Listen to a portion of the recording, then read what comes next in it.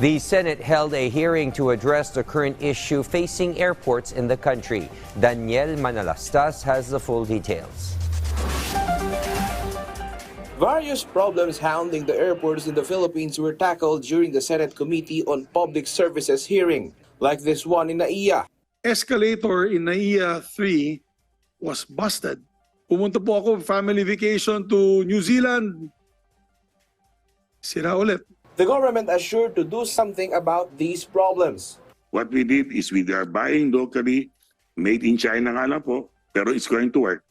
And I think we're running up by the end of June, ayusin na po namin yon. Kasi nakikita ko, naramdaman ko rin po yun. Ang hirap po bumaba doon. Pangalawa po, tama po kayo. I totally agree with you. Lalo na po yung mga major elderly, mga PWD, nahihirapan po talaga. And we tried our best. As the San Miguel Corporation will enter the scene by the targeted date of September, but according to the DOTR, as of now, San Miguel is doing the OFW lounge in Terminal 3. So we have agreed that they start with it. They're also renovating, repairing basement of Terminal 3 in order to improve the amenities afforded the MIA employees in terms of cafeteria and rest space.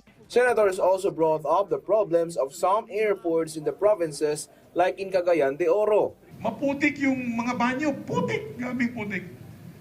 Hindi ko alam ba't maputik yung, alam mo naman yan, bakit naputik siguro, pinapaliguan ng tao siguro yan. Puno, puno-puno. Talagang wow, it's like sardines. Iloilo. I have always been complaining that the escalators of Iloilo International Airport are not working most of the time. The 3 replacement for the one that I mentioned is due for delivery this coming June. Tourism Secretary Cristina Frasco emphasized the importance of strengthening the airports, not just in Metro Manila, but also in other parts of the country.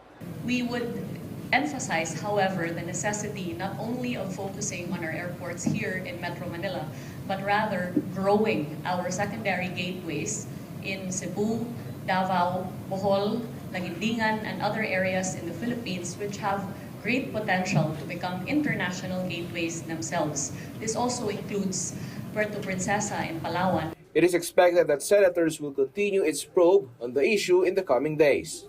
Daniel Manalastas from the National TV Network for a new and better Philippines.